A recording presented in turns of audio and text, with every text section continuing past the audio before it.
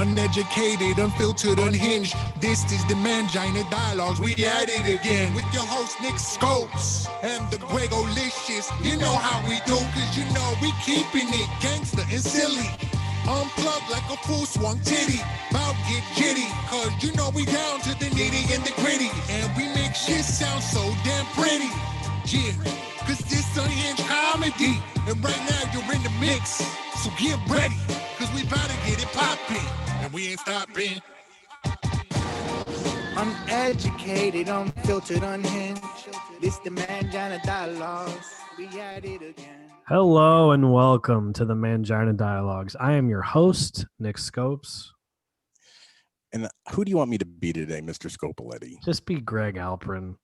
I think that's who I'll be. This is Greg Alprin, Nick Scopoletti's co-host. And who do we have with us today, Nick? The very funny Micah Fox. How are you? I'm great. Thank you so much for having me here. Great fucking intro song. Holy shit. You were jamming. I was gonna comment on that. Like you were into it. I like a good vibe. You know, I like a good jam. I'm one of those people, you play a good song, I'm gonna start dancing even though it's like completely inappropriate. I'm the same way. Yeah. Same exact like way. Like at funerals? Yeah.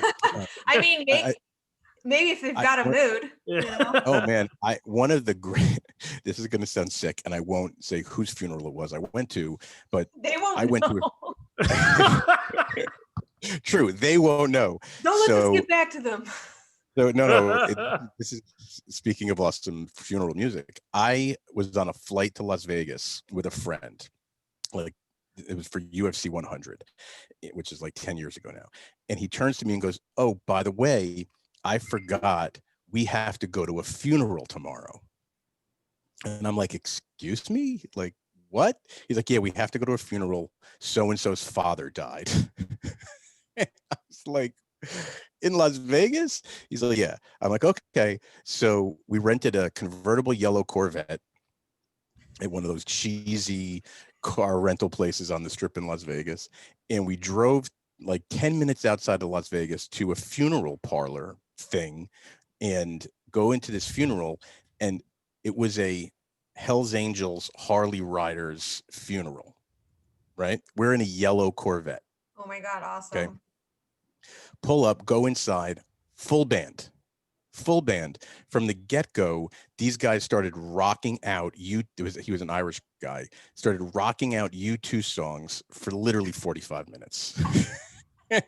So I'm in this funeral and I don't know the person that died. I don't know anyone in the family, and I'm not dressed appropriately for a funeral, and I showed up in a yellow Corvette to a Hells Angels funeral. You nailed it. And they're playing U2 songs. So to say that I was out of place, I just figured, you know what? I'm going to dance. I danced. I've actually seen a Hells Angels funeral. It was in New York in Westchester.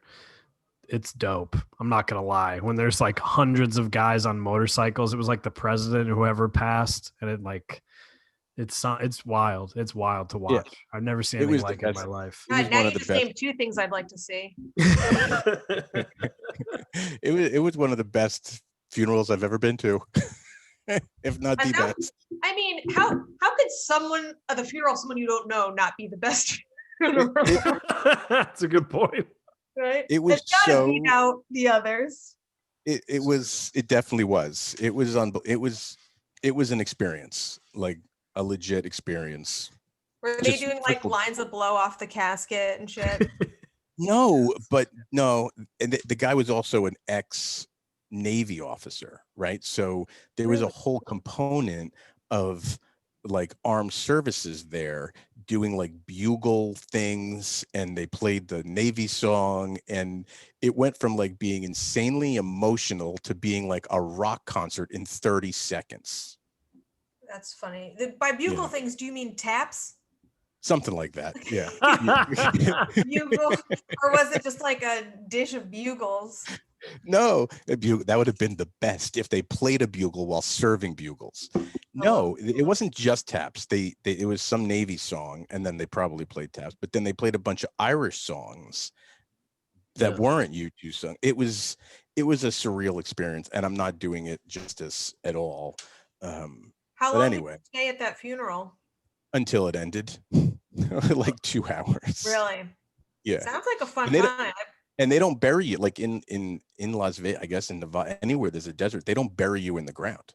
So there was no burial. It was just like a service. They bury you above ground Where? in like a mausoleum. That's what the Luxor's for. Hey, It's a big tomb, right? I take offense to the Luxor. It is a big tomb by what You it's take supposed to be. offense to the it's sideways elevators. How it's an inclinator. What's not to fucking love? That's Vegas at its best. Like So even an elevator, you don't go directly up. well, you can stay in a directly straight up and down elevator at the Luxor. You don't have to go in to the pyramid. But the Luxor is one of my hotels of choice for Las Vegas. Oh, believe okay. it or not. Yeah. Oh, I thought you were hating on the Luxor. I was like, come on. No, I'm not hating on the Luxor. I happen to be one of the only people in America that doesn't hate on the Luxor. I love it. I did my 21st birthday at the Luxor. Oh, shit. Oh, I was there. Yeah. Oh, you were. Was it over EDC weekend by chance? No, it was the year they sprayed them down with bullets. Oh, was it really? Because I was going to say I was there. Were you really? I was there a week before that happened. Yeah. What a nice. I know. I take it back. A week after it happened. A week before. It was a week. Yeah. What a place we live. I just love how what a story that was, and how just no one ever thinks about the Las Vegas shooting anymore. No one ever brings it up. It was like such a fucking catastrophe. It's also, like a blip. There's so many shootings. Like I hate to get on this tangent, but like there's so many, it's hard to keep up. Where you're like, oh, that one, what about this one? But there's this one, and then that one. Yeah, there's too many. Think, not to romanticize it, but I think that one was like so spectacular. Just like how it was cinematic. It was like out of a movie. It was. Yeah. I mean, I even remember hearing it on the news and being like, "Come on." They're gonna make Mark Wahlberg's gonna make a movie out of it. Makes a movie out of everything. Yeah. I hope so. So where are you from? Where'd you grow up? I'm from Scottsdale, Arizona. Right. Nice. I was going to ask you about that. Yeah. Oh, did that come up somewhere? Well, you have to do an incredible deep dive on Myka to find some of this stuff. And really?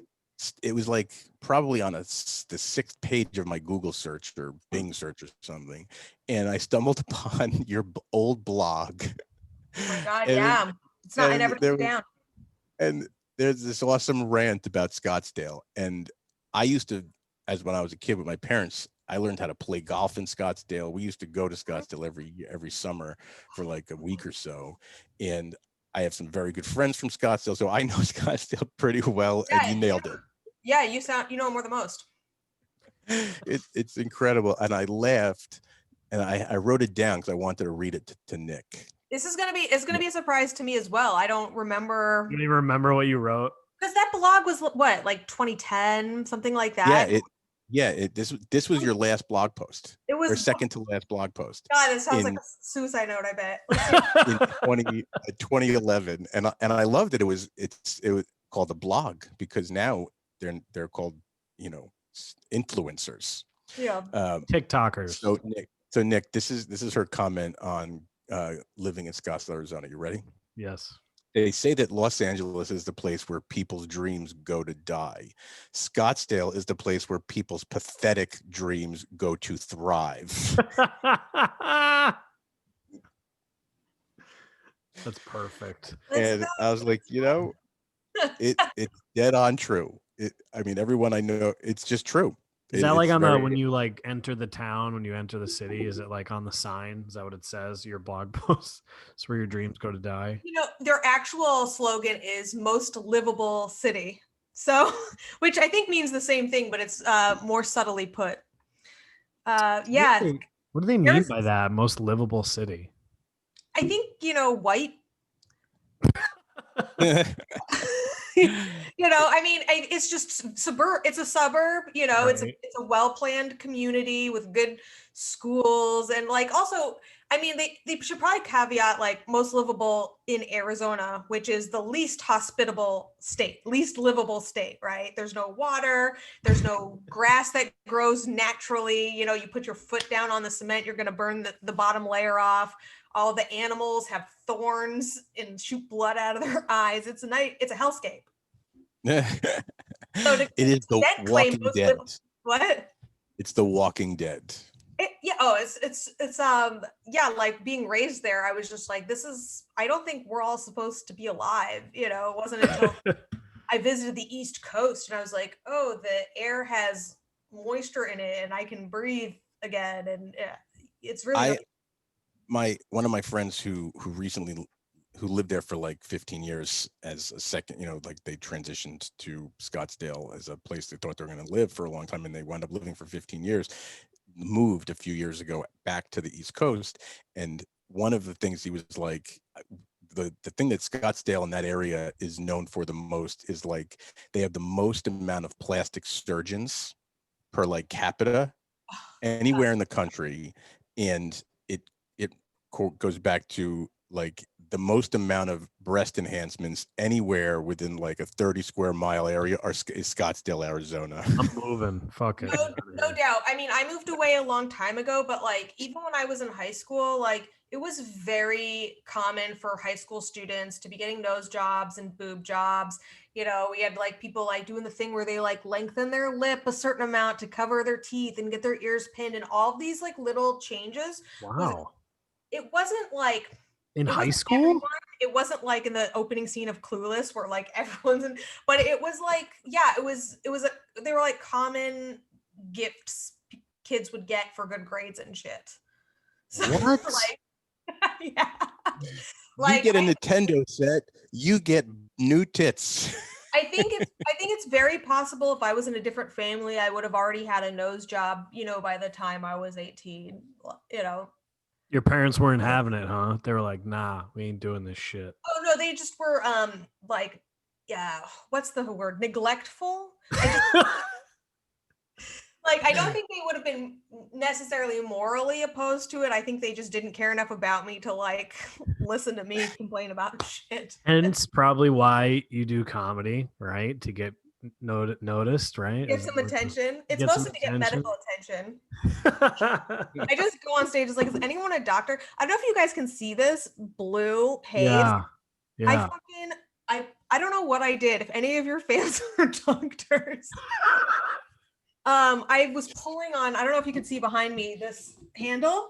Yeah. I was pulling on it and it was stuck, and I just pulled so hard that I felt a pop and then my whole hand swelled up. This was Saturday night. And so it's now it's bruised. Yeah, it's either and it hurts. I can't grab things with it. Like, I like if I accidentally move it the wrong way, that it really hurts, kind of like a Can you move it at all? I can move it. Like it wasn't as bad as it was before, but like if you compare it to the other one, it's like clearly all fucked up. Anyway, I was like on a shit ton of blow. I think I just rage pulled my hand into two pieces. But if there are any doctors who can advise, dude, this is the best. I took an arnica cream. My therapist, the most valuable advice my therapist ever gives me is like home remedies. I don't know if she's helped me mentally, but you're just trying to get medical. You're a bruise. That's that. I would get that looked at. Would you? You think I would? I would get it looked at. You got to get on the comedy insurance plan. The comedy, oh yeah, the comedy insurance. That's the insurance plan I'm on. That's the best. I have a former client of mine. She's a physician, and she has like a farm here where I live in Connecticut in town. And so for exchange for her expertise, I watch her farm on weekends when she goes away and like have to feed her chickens and stuff. So that's my health insurance plan. That's what I'm currently doing. That's fun. You're Napoleon Dynamite. For real. There's 6 goats, 8 chickens, and 2 ducks. That's what you're gonna have to do to get medical nowadays. So funny. Where are you, by the way? It looks like you're sitting outside next to a forest. Who, me? Yeah. I'm in Williamsburg, Brooklyn. Oh, you got a lot of trees. Yeah. When about a few months after the pandemic hit, my lease ended where I was, and I was losing my mind not being able to go outside without a mask. Like, Right. you know what I mean? Like I want to like respect people's space and boundaries, but I was like, I have to breathe outside air without a mask. So it was like one of the things, and I just hunted for an apartment with a backyard. Oh wow, And that's awesome. this one's right across from public housing, so it was like pretty cheap. Comparatively, like this place went down $1,000 a month than it was last year, just because of Wow. COVID and the related crime because COVID. Yeah. Right. Wow. But it's kind of That's pretty awesome. decent neighborhood then. It's I mean, it's Williamsburg, so it's great, but also, there's like a, hefty amount of crime. The night we moved in, someone got shot in the back of the head, like literally across the street. I heard the shot, then went on Citizen. I was like, okay, welcome. I'm gonna stay inside for a few hours. I mean, but we're all staying inside anyway. So I was like, if I'm going to be stuck inside, like, I mean, you guys are both in Connecticut. Yep. Yeah. So, I mean, probably having yards or outdoor availability is pretty common, but for me, this is like an extreme luxury. Yeah, you know what's Sure, strange? yeah. Me and Nick came into the city a few weeks ago to do Nick did a stand-up New York Park show. And out here, obviously everyone is very mask conscious and everything. But outside, it's not that common. Like people on the streets now, it is because it's kicking up again. But a month or so ago, if you're just walking down the street with you, your family, friend in Connecticut, people weren't wearing masks. They just weren't. They put them on when they go into a place. And we come into the city and we get out of our car. We're walking to the park, and every single person had a mask on. And me and Nick were like, "Is this a law in the city?" Yeah, I was like, shit, are we? We were like the two assholes. Yeah. Well, that's exactly it. I think everyone's wearing it because they don't want to be the asshole, because it's like it's outside. The odds that you're spreading it are pretty unlikely, but like there also are streets where like the second, like all of a sudden you're around a lot of people. It's just the nature of the city. It kind of like bubbles and hums like that. So you can't really guarantee that you're not going to be close to somebody on the next block. And so instead of just like doing this whole thing every time, because it feels like there's something nice about just wearing it as opposed to putting it up when you see a person, because that's too deferential. I like having it on, so then it's like, it's not about you. Some ego shit, but I do think it's very like the only reason I wear it walking down the streets is so that I don't get dirty looks. It's not that I think it does anything to prevent. I think masks are important, of course, for the prevention of spread, but like indoors or like when you're going to be talking to somebody prolonged, all the things the scientists say, these aren't my rules. They're like, the side, but like, yeah, wandering, like I'll be the only person on the block wearing a mask being like, who's this for?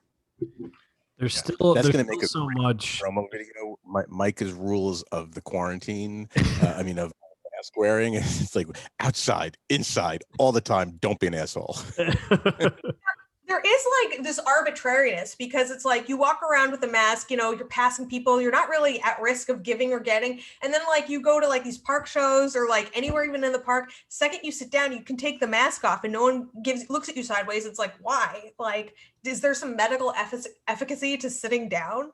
That's what I was just gonna say. There's so many. I work at a gym here in Connecticut, and when the gyms opened in June in Connecticut, you have to wear a mask when you're moving around the gym. But if you're in one area, say like a treadmill or a squat rack, you can take it off.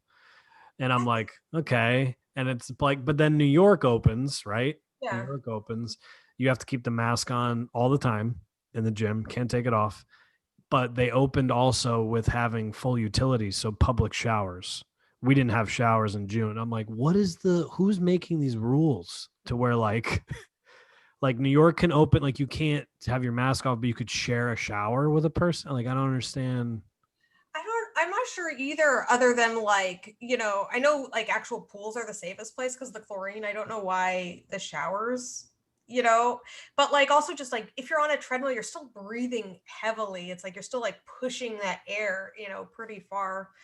I guess they're spaced out. I mean, I don't know. They're spaced out. I mean, most people do wipe everything down after they're done. And like the cleaning people literally looks like the cleaning people at the gym looks like Ghostbusters. They have like a backpack with sanitizer and they're just spraying stuff and they go through it. It's really wild, but we've been lucky so far. So yeah, no outbreaks. That's the thing, is it's like you know, I think me personally just wants it to be over. I don't know about any of you guys, but yeah, I think we're all on the same. I think we're all in the same boat there. I want this shit to be over. I was thinking about it today about like I just miss like, you know, going. I mean, like you can still go out to dinner and you can go do things, but like go to a bar and there's music and hang out with your friends, and you know now you got to be worried. I think the bar is what I miss absolutely the most. A lot of people miss the comedy clubs. I mean, like it sucks not having them, but I just miss being able to like duck into a bar. You know, you're walking around the city, you're like, maybe I want to take a piss, maybe I want to like kill an hour before my thing, and just that ability, no matter where you are in the city, to just kind of like, here's a place I can go, and like now, like to not have that is such a dramatic loss. Yeah. It's crazy. I used to go to breakfast. My office is in Midtown by Macy's, and I would go to breakfast at the Pig and Whistle, which is right on across the street from my office. And you know, it's a bar. It's not a breakfast joint, but it's a bar. And I would go in there at like 7:30, 8 o'clock in the morning, and they're open, and people are sitting at the bar in like suits drinking. I'm in there to just get like an Irish breakfast, and I'm like, these people are living. Like they are living life. Like they're on their way to work in a suit, going to somewhere around in the garment district, and their first stop off the bus or the Port Authority or the Long Island Railroad is the bar at the corner to get a beer and a shot of Jameson before they go into work for the day. I love it. You know, I think alcohol is the fuel that runs New York City. Maybe Boston runs on Dunkin', but New York runs on fucking whiskey, you know? Whiskey and hipsters and breweries and gluten-free donuts, whatever else you guys got there. Oh, that sounds like a real hater talking. No, I love fucking city. Are you kidding me? I love that shit. You know, because I'm lactose intolerant, and so all the vegan shit, I'm like, yes, this is great. I don't have to worry about anything. This is awesome. You know, you're one to talk. Like part of Nick's act or his routine is a whole lactose intolerant bit, and he's going and giving shit to the poor gluten-free people. Yeah. Shame on you. Shame on you. Now, Micah, let's talk about, we'll transition. We'll get off this stupid coronavirus shit and talk about comedy. Yeah. So now, did you start your comedy career in Arizona, or was that come later? No, I mean, I took some improv classes when I was in high school in Arizona, you know, and did the school plays, but no, like I wasn't doing stand-up until I got to New York. Okay. Yeah, so I'm pretty much, New York can claim me for better or worse. Gotcha. Now, when did you What move brought you to New York City? Well, I mean, I think like the movie Muppets Take Manhattan had a lot to do with it. I did like always want to go, you know, like I think I always wanted to live here. But ultimately it was a guy I was dating. I moved to LA after school, and I met a guy shortly thereafter, and he got a job in New York, and I wasn't really making any progress in LA, just, you know, as far as figuring out what I wanted to do. And he was like, right, I've got this job for 6 months, you know, you want to come with? Like, before you even asked me, I was like, I'm going to New York. And, you know, like, so I moved there with him. We broke up within like 2 months. Good. You know, tale as old as time. I love these stories. But, you know, I had already sold my car, you know, and all this shit. And I was like, I'm in New York now, and just fucking figured it out. I just needed that little push to get me there. God. Now, when did you start doing stand-up? Like, I would say within 6 months of moving here. I took a UCB class, because at that point I'd only really ever done improv, and I'm not an improviser, and I also hate the craft for anyone at home, and because I was never good at it. And while I was in one of those classes, I met a friend who was doing open mics at the New York Comedy Club, and I went with her to one of those, and it was, you know, like a real sad shithole, but it was the beginning of something. So wait, so you don't like improv, but I mean, you're such a good roast battler. Those jokes are written. Right, but yeah, I guess, right, but it. I mean, not always. So you know, okay. So the rebuttals are riff. Like I also can riff as a stand-up, but the thing is, those are me thinking as opposed to me collaborating with other people. I'm not a good listener. I'm not a good team player. So they say, I remember in my first improv class, they said, who you are as a person is who you are as an improviser. And I was like, oh no, I'm fucked. Like, I was like, I'm not going to be good.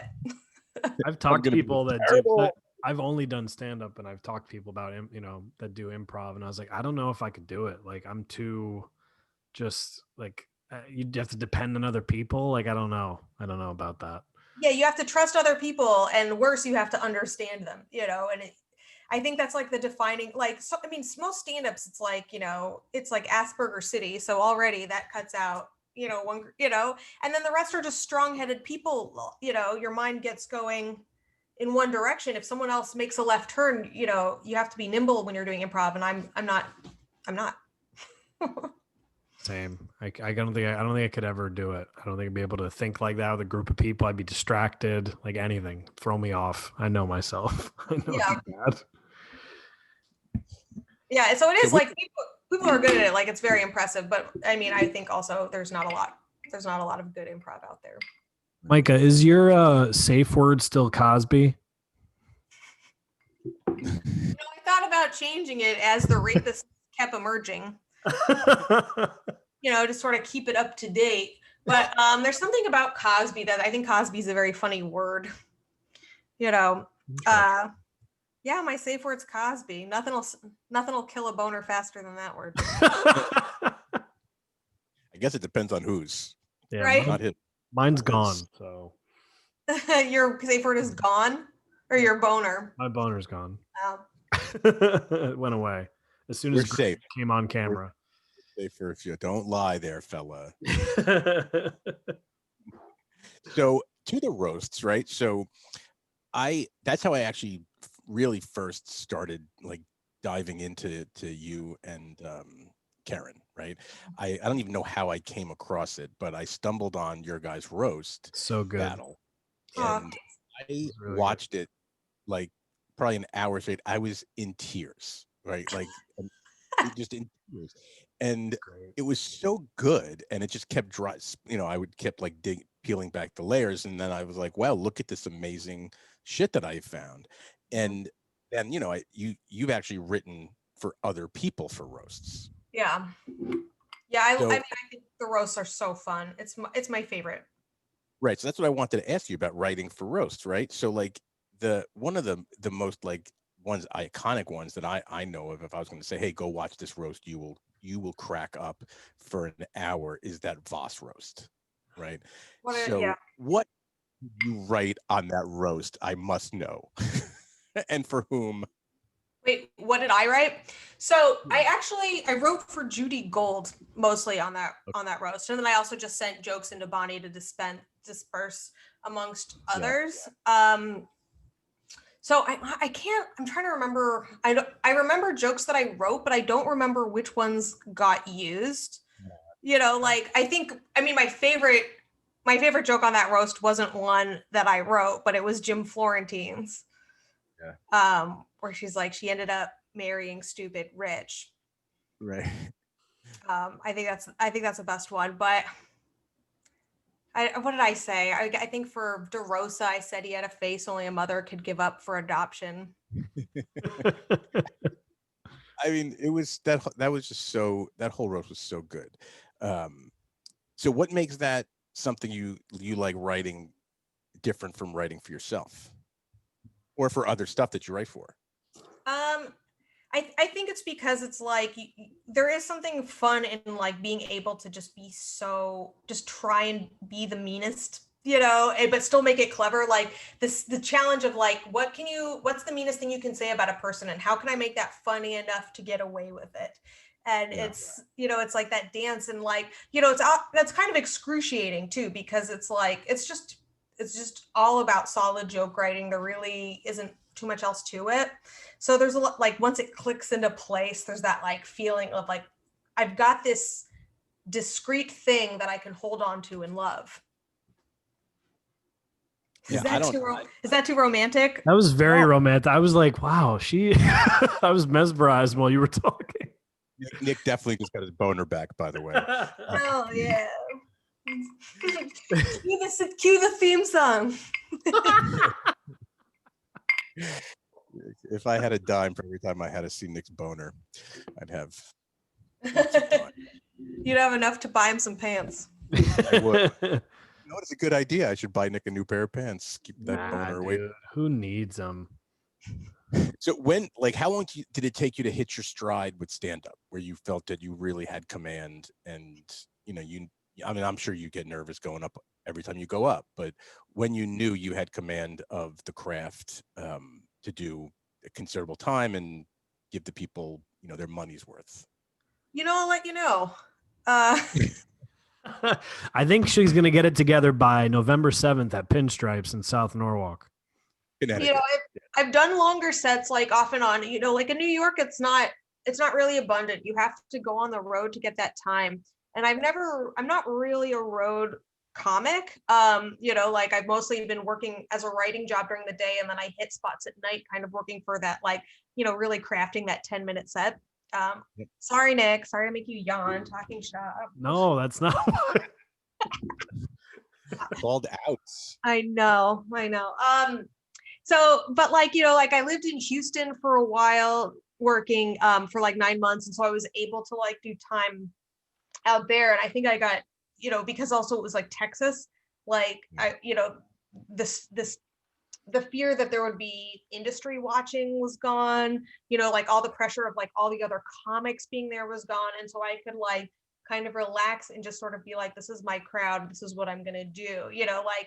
Anytime I do a longer set, of course, it's anxiety inducing because I can't do it regularly. It's not my beat. I'm not a road comic. And so I'm always wait, how do I put this all together? How do I pace? It's a struggle. Right. Well, Karen said you were going to do 45 minutes. Did she? How much time is she going to do? An hour and a half? Yeah. She's How long is the show? Is it 4 hours, right? Yeah, it's a 7-hour show. It's usual. Yeah. That's cool. standard. Cool. Yeah, I know everyone's attention spans are good for that. Yeah. I don't think comedy should ever go past an hour and a half. Ever. I don't care who you got waiting to go on, and you know what I mean? Unless fucking Greg Giraldo's back from the dead, there's almost nobody. After a certain point, I'm all right, let's wrap it up. It's exactly how I feel. I think 90 minutes is the right amount of time. It's people's attention span. You can do a lot in 90 minutes. Once you get past minutes, it's your ass hurts, you're bored, people are drinking. Too drunk. Yeah. Right. Yes. And yeah. I've gone to the Comic Store in LA a lot, and I've sat through, a show I went to at 9 o'clock at night that ends at 2 o'clock in the morning. And one, I'm like, why the hell did I go so fucking early? And why am I here so late? But once you're in it, it doesn't matter who's on, literally. The rosters are just killers. But once I'm past an hour and a half and you want 2 hours, I'm like, Joey Diaz couldn't get off the stage fast enough. And it's just get to the next guy, do 5 minutes. And it's the perfect amount of time is 90 minutes, 2-3 hours. It's just crazy. It's too much. So what's the longest set you've done, Micah? What's your longest? I probably 45 minutes. I've never done a full hour, my act in the city rotates. So the time is there, but it just, it's not often I put it all together. This will be fun when we go to Connecticut and stretch out a bit at Pinstripes, and hopefully the audience will be excited to see me quickly slap it all together too. From here and the people there, and there's 40 minutes. We're super psyched. I'm very excited for you guys to come out and and of course Karen's a pro. She goes out all the time and stretches out. So how do you guys get together and have this awesome friendship? I mean, at least that's what it seems from the show. We call each other worst best friends, I think, because we're just such horrible people and don't take mercy on each other either. How did we meet? I think she used to run a show called Stand Up and Take Your Clothes Off, which was burlesque and only female stand up. And she invited me to do that. But like the first time I remember being friends with her was we used to go to this open mic and like this girl always brought weed, and Karen was like, come on, this girl has weed. And so she and I were always scamming weed off of people together. And eventually we just realized we were like the two funniest people in the room every time and just connected. Well, I mean, that she's got ridiculous stories. I mean, Mhm. I like rolled on the floor when we had her on. Me and Nick did we had our 100th episode a few weeks ago, and we just did a look back on our favorite moments of the year. And there were 100 episodes, and the people that we've talked to, was really freaking hard to narrow it down to 6 or 7 clips amongst 99 episodes. And there was just that one bit from Karen's episode with us that had to get in. It was her telling us about her getting fired on her birthday from the job with the guy whose van she rode in, sharpening scissors. Yeah, that's Karen's a fool. Yeah, for sure. She's fucking crazy. Wild, man. Just just talked to her on Zoom, and I was like, oh my God, that girl was insane. You could just tell, like, she's just on another planet, and I love it. It's great. So before we dump out of here, which I could do this for hours, but the other thing I watched was you guys doing the recast of Forrest Gump. Yeah. Mm-hmm. Right? Like, those were fun. Yeah. That was very funny, especially the David Spade part. Like, so we both cast him, but one in two totally different roles. Nick, you got to find it and watch it. I will. So those were really funny, right? God, I forget who all I know is that I needed to have Oscar Pistorius play Lieutenant Dan. Yeah, Lieutenant Dan, yeah. And she picked, it makes perfect sense. Of course it does. But yours made perfect sense. Yeah. Hers was just based on someone being short, right? So she we're both assholes in different ways. Yeah. Right. Like both same size, like 3.5 feet apiece, one without legs, one with legs. It was just very different. But the Spade thing was classic. That was, as Jenny is just awesome. Did I have him as Forrest and she had him as Jenny? I think that's what it was. Yes, you had you had him as Forrest and she had him as Jenny, and it was Nick, you got to watch it. It's fucking so funny. Wouldn't you watch that movie if he played both roles? No, but that would be so funny. That's the wrong Missy right there. I was going to suggest you guys could do this. Who did we have on that had that movie short that they played Owen Wilson a few months ago? Who was that? Was it Molly Austin? No. Was it Anne Roisman? May have been. Yeah. Micah, do you know Anna Roisman? She's a New York City comedian. She hosts HQ Words. Yeah, I know of her. I haven't met her. Yeah. So she did a Snapchat short film that her and her boyfriend played Owen Wilson dating himself. So each of them played Owen Wilson.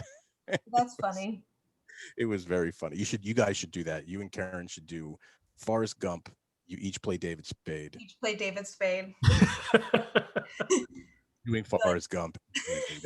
Then you can make it a live show and bring it to Norwalk, and then we could see that. That'd be great. I'm trying to summon my Spade voice, but to do, but it's so like departed. I mean, life is like a box of chocolates. You had to pull your hair back for a mullet, though. Like you had to put pork chops down. Anyway, so this was an insane amount of fun. It's gonna get. I'm gonna use a bad grammar in English. Funner in a couple weeks. With you guys, we're certainly so looking forward to it. Yeah, at our show. Yeah, that'll be great. What do you want to plug? What do you want to plug besides the show in Connecticut on the 7th of November? I mean, like right now, I'm just in parks across the city, so, sleeping on park benches. I literally all we have are park shows, and it's like the only thing different than like being like homeless and a comedian in the park is like the homeless probably have a better microphone.